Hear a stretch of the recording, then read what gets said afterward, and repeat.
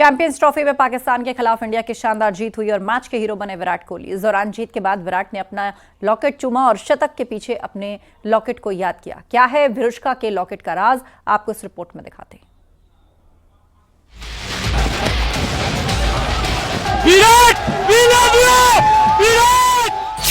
शतक के बाद विराट ने लॉकेट को चूमा। लॉकेट में छिपा है शतक का राज। क्या है विरुष्का के लॉकेट का राज? चैंपियंस ट्रॉफी में टीम इंडिया ने पाकिस्तान के खिलाफ आसान जीत दर्ज की। विराट कोहली ने चौका लगाकर मैच खत्म किया, साथ ही अपने 91वें वनडे शतक का जश्न भी मनाया। इस दौरान दुबई का पूरा स्टेडियम इंडिया और विराट के नारों से गूंज उठा। कोहली ने भी बैट आसमान की तरफ उठाकर पूरी विनम्रता के साथ अपने फैंस का शुक्रिया अदा किया। साथ ही उन्होंने अपनी शादी की अंगूठी को चूमा, जो उन्होंने अपने लॉकेट में पहन रखी थी। विराट के लॉकेट के पीछे शतक का राज। विराट ने शतक मारने के बाद लॉकेट चूमा। क्या लॉकेट में ही छुपा है शतक का राज?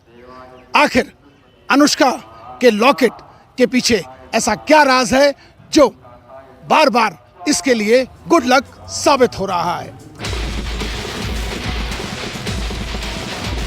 जिन लोगों ने ये दृश्य देखा वे जानते हैं कि ये बस विराट की जीत का जश्न भर नहीं था, बल्कि उससे कहीं बढ़कर ये अपनी पत्नी अनुष्का शर्मा के प्रति उनका प्रेम जाहिर करने का तरीका था।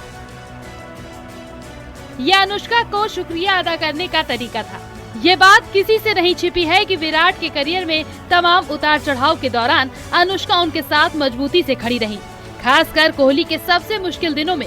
इसीलिए जैसे ही विराट ने शतक लगाकर जीत दर्ज की, उन्होंने अपने लॉकेट को चूमा।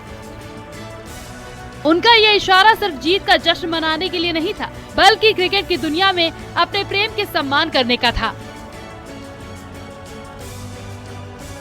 चैंपियंस ट्रॉफी 2025 में पाकिस्तान पर जीत दर्ज करने के बाद अनुष्का शर्मा ने अपने पति विराट कोहली की तारीफ की। 23 फरवरी की रात मैच खत्म होने के बाद अनुष्का ने अपने इंस्टाग्राम सीरीज पर दुबई क्रिकेट ग्राउंड से कोहली की एक तस्वीर शेयर की। इस तस्वीर के ऊपर उन्होंने लाल दिल और 2 हाथ जोड़े हुए इमोजी लगाकर अपना प्यार जाहिर किया। जब विराट कोहली अनुष्का को डेट कर रहे थे, तब अक्सर अनुष्का कोहली को सपोर्ट करने के लिए स्टेडियम आती थी। कई बार कोहली के खराब प्रदर्शन के लिए अनुष्का को ट्रोल भी किया जाता था। आपको याद होगा कि साल 2015 के वर्ल्ड कप में भारत की हार के बाद कोहली को भारी आलोचना का सामना करना पड़ा था, लेकिन चैंपियंस ट्रॉफी में अपने शतक से भारत को जिताकर उन्होंने अपनी ये उपलब्धि और अपनी सफलता को उस शख्स को समर्पित किया जो उनके साथ हमेशा खड़ी रही। Bureau report, news 18।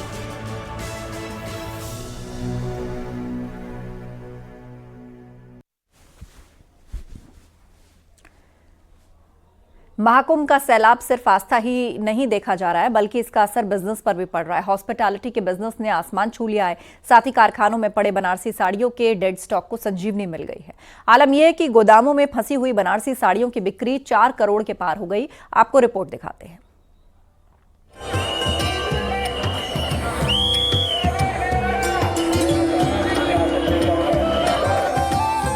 4 करोड़ की बिक गई बनारसी साड़ियां।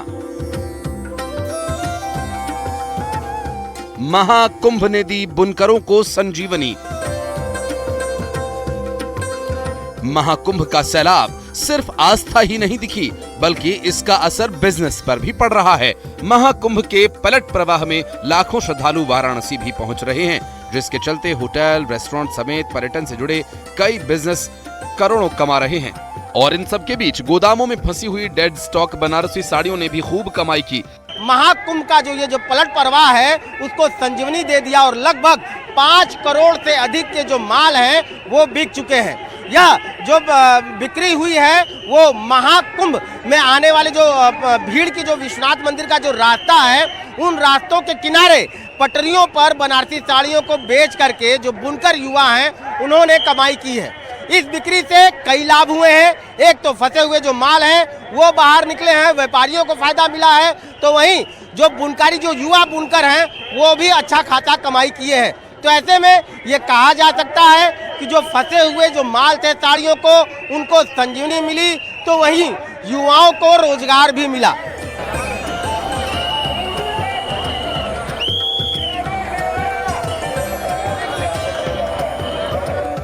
लगातार श्रद्धालुओं के आने से बनारस में साड़ी व्यापार बढ़ा और बनारसी साड़ियों के डेड स्टॉक को सड़क किनारे ठेले पर बेचना शुरू कर दिया गया और इन बनारसी साड़ियों को श्रद्धालुओं ने सम्मान दिया और खरीदारी की।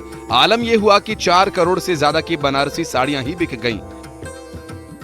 ये इससे कम से कम नहीं तो मैं समझता हूँ 3 से 4 करोड़ रुपए का माल जो रखा हुआ था वो ये थोला पे लगा के, छोटी दुकानें लगा के लोगों ने बेचा।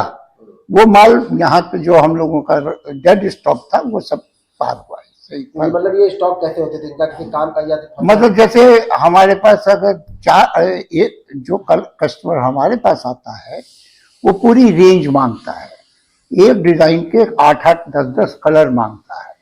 जो 1-2 साड़ी बच जाती है वो डेड स्टॉक हो जाता है हम लोगों का, कि वो तो उसको हम लोग कम दाम में देते हैं।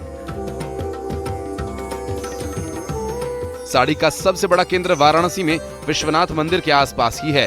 चौक, मदनपुरा, गुदौलिया, इन इलाकों में बुनकरों ने सड़क पर लगाकर बनारसी साड़ियों के डेड स्टॉक की कम दामों में बिक्री शुरू कर दी और नतीजा ये निकला कि ऐसे में जहां व्यापारियों के फंसे हुए माल निकले तो बुनकरों की कमाई हुई। वाराणसी से रवि पांडे के साथ ब्यूरो रिपोर्ट, न्यूज़ 18।